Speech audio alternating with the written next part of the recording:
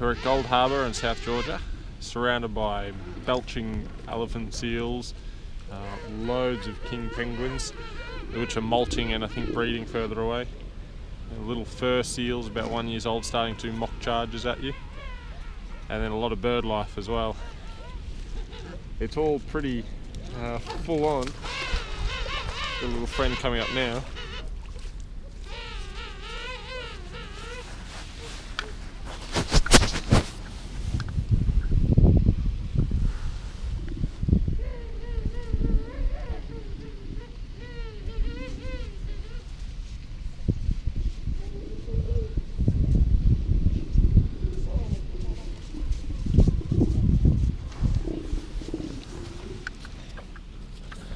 So we're pretty much amongst it at the moment.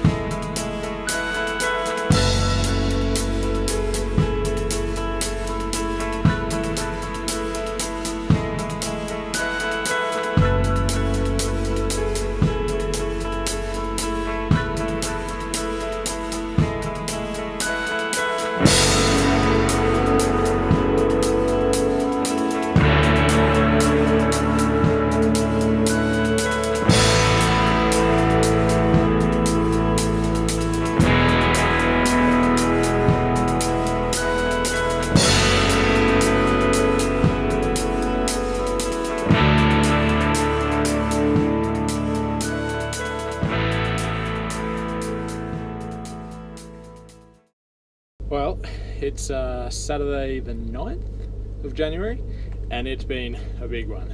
Today was the day that we finally got to Antarctica and we've been out on the ice twice now. We woke up just after 6 and looked out the window and there was the first big iceberg, which is pretty cool. And then we had a pretty good breakfast. The sea has just calmed completely down, so now it's just flat, or pretty much flat. We got on the Zodiacs and head off to Penguin Island as the first night, the first landing I should say, and immediately there were just penguins everywhere.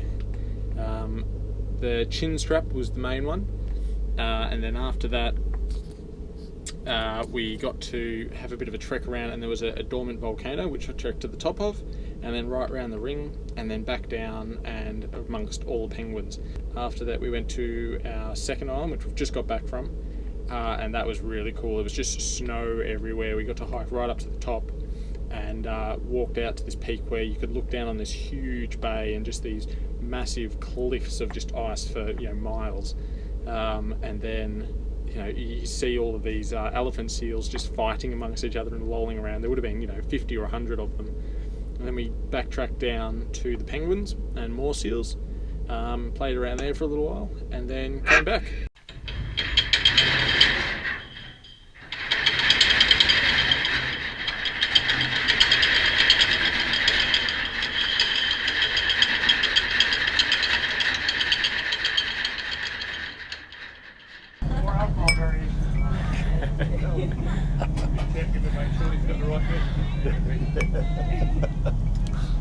Awesome.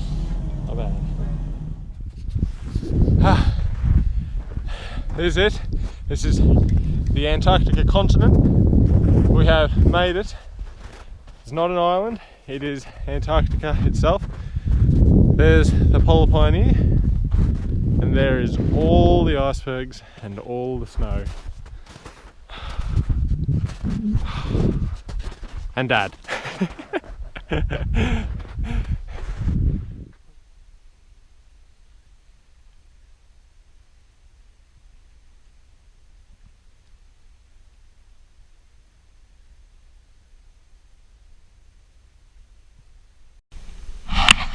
Just back from Echo Bay, day 4, 5, losing track of time now. Hiked to the top, slid down, and it's just been amazing. The glacier is sitting there, you feel like you just sit there for days. It's so peaceful, it's really cool. And it's one of those moments where you're like, you really do feel like you're in the place that you imagined in the pictures. That, you know, you think of Antarctica, you think of what it should be like, what you imagine it to be like, you Google some photos, and then when you're here, it's yeah, it's real, as Dad keeps saying, it's real picture cell stuff, and it really is. I mean, it's a lot of fun.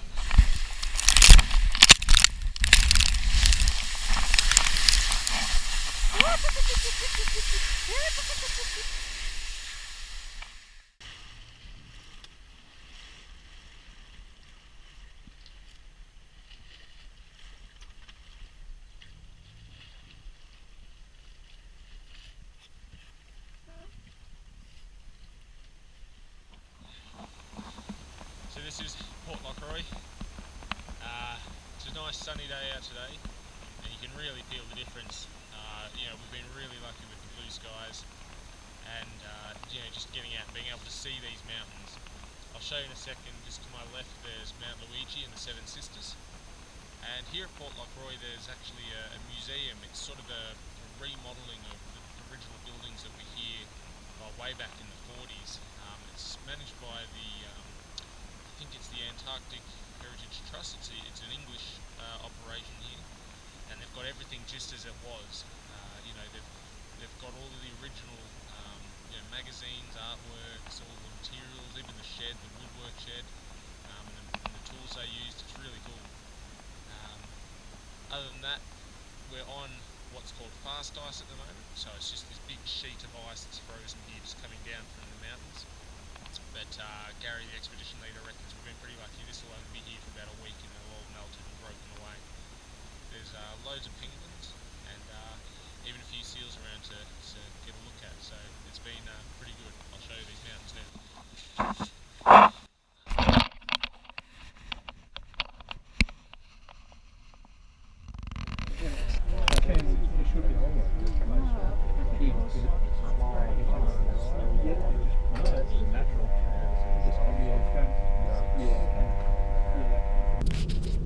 So it's January 12th, and this morning it was a really early start. We got up at about 5:30 and head out across to Deception Island, which is where all of the whaling operations were going through from 1911, 1940, and then there was research in 1960, and then it was abandoned.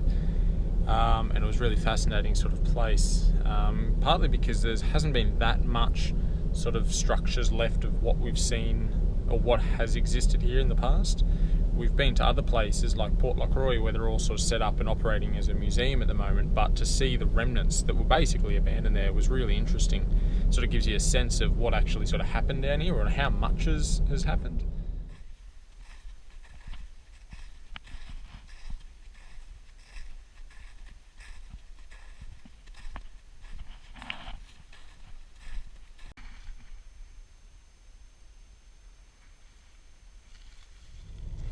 January 13th, I think.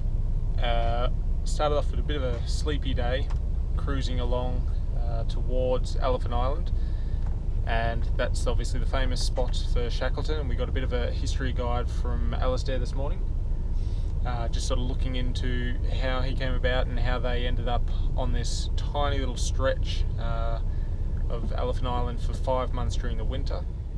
And then the weather was absolutely howling, and you know, getting these snow coming flying off the mountain, and there was a glacier there, and we went around to a pretty spectacular looking iceberg and got some great photos, and a seal popped up and Dad got a pretty good photo.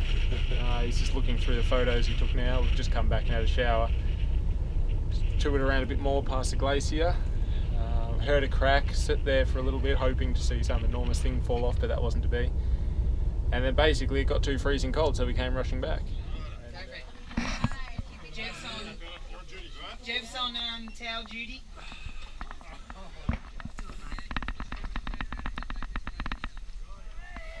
Yes! Oh, well done!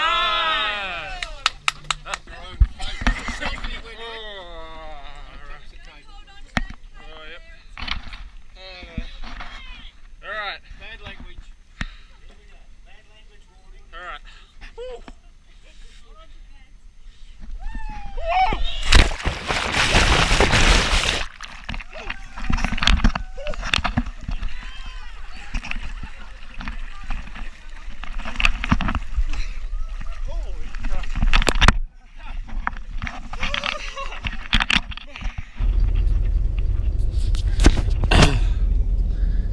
So today's been a very sleepy day. We have left sort of the Antarctica sort of political region and are heading to South Georgia, so it's 2 full days of travel, today being the first. And so which means no landings or anything like that, all on the boat. And because of the rough sea that we're getting a lot of rolling. That means that you can't really go outside, or pretty limited. And also that the seasickness is sort of back for quite a lot of people, or if not as bad as Drake Passage, then still pretty bad. Your choices sort of seem to be either tough it out and feel pretty awful, or take one of the seasickness tablets like Travel Calm or Phenergan, which will stop the seasickness but then just bomb you out. I took the latter today and got up for breakfast, and then I think I've slept about 5 hours since breakfast.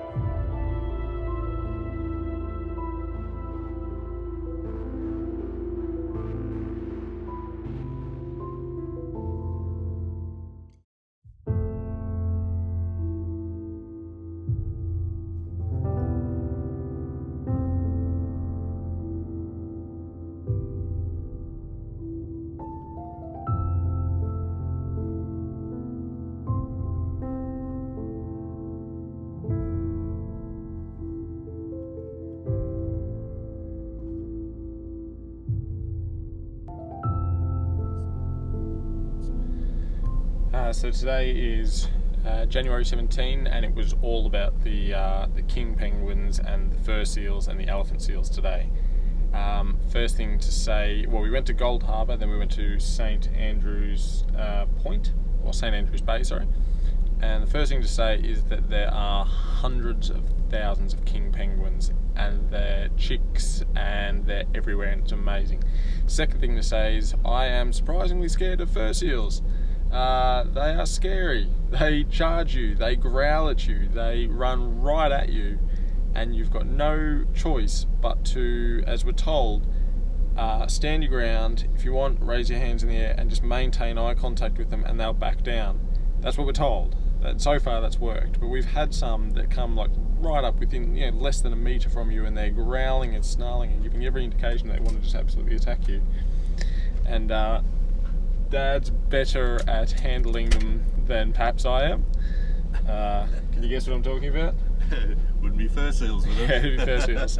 But nevertheless, they are very cool. Then the elephant seals are just these enormous belching, growling things that just sort of don't seem to care much about you at all. But the colonies were pretty spectacular, so that was definitely the highlight of the landings today.